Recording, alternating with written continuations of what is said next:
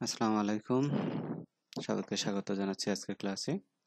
আজকে আমি নবম দশম শ্রেণীর পদার্থবিজ্ঞানের বিষয় থেকে একটি অঙ্ক করে দেখাবো। এই অঙ্কটি খুবই ইম্পর্টেন্ট। চতুর্থ অধ্যায় কাজ ক্ষমতা শক্তি অধ্যায় থেকে এই অঙ্কটি করানো হচ্ছে। আমরা যদি দেখি, এখানে বলা আছে যে 5 কেজি ভরের একটি বস্তু 5 কেজি ভরের একটি বস্তু ভূমি থেকে 50 মিটার উঁচুতে আছে।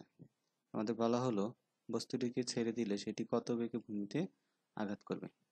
আমরা জানি পড়ন্ত বস্তুর ক্ষেত্রে যদি আমরা বেগ বের করতে চাই, সেক্ষেত্রে আমাদের সমীকরণটা হবে কি? তাহলে আমরা লিখি, আমরা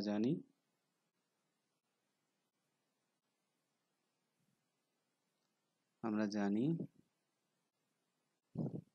পড়ন্ত বস্তুর ক্ষেত্রে বেগ নির্ণয় সূত্র হচ্ছে ভি স্কয়ার সমান ইউ স্কয়ার প্লাস 2gh। এই জায়গায় বস্তুটি 50 মিটার উঁচুতে ছিল, সেই জন্য এখানে আমাদের আদিবেগ হবে কত? আদিবেগ ইউ সমান 0 মিটার পার সেকেন্ড। জি এর মান কত? যে 9.88 মিটার পার সেকেন্ড স্কয়ার, এটা তো আমরা সবাই জানি।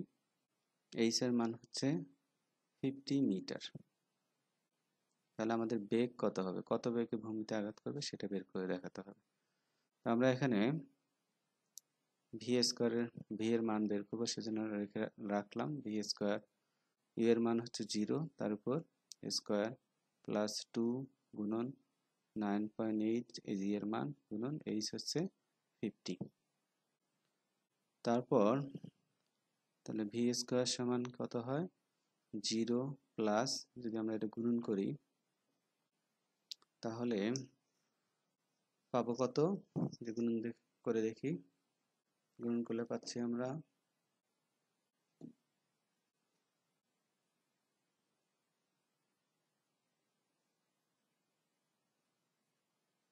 2 গুণন 9.8 গুণন 50, 980। 980।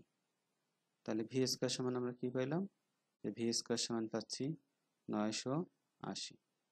বা যদি আমরা শুধু, যেহেতু আমাদের শুধু ভি এর মান বের করতে হবে, তাহলে আমরা ভি সমান লিখতে পারি √980। তাহলে ভি সমান কত হবে? যদি এটাকে আমরা বর্গমূল করি তাহলে কত পাবো? তাহলে বর্গমূল করি, তাহলে 980 কে রুট করবো আমরা। 980 কে রুট করলে কত পাবো? √980। তাহলে পাচ্ছি আমরা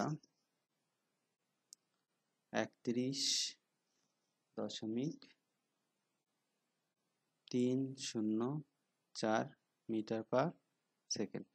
অর্থাৎ যদি আমরা ভি সমান তাহলে কত পাচ্ছি? বস্তুটাকে যদি আমরা 50 মিটার উপর থেকে ছেড়ে দেই তাহলে এটা পাবো 1.34 metre per 304 metre per second. এত বেগে ভূমিতে বস্তুটি আঘাত করবে। আশা করি ভালো লেগেছে। সবাইকে ধন্যবাদ, সাথেই থাকবে। আল্লাহ হাফেজ।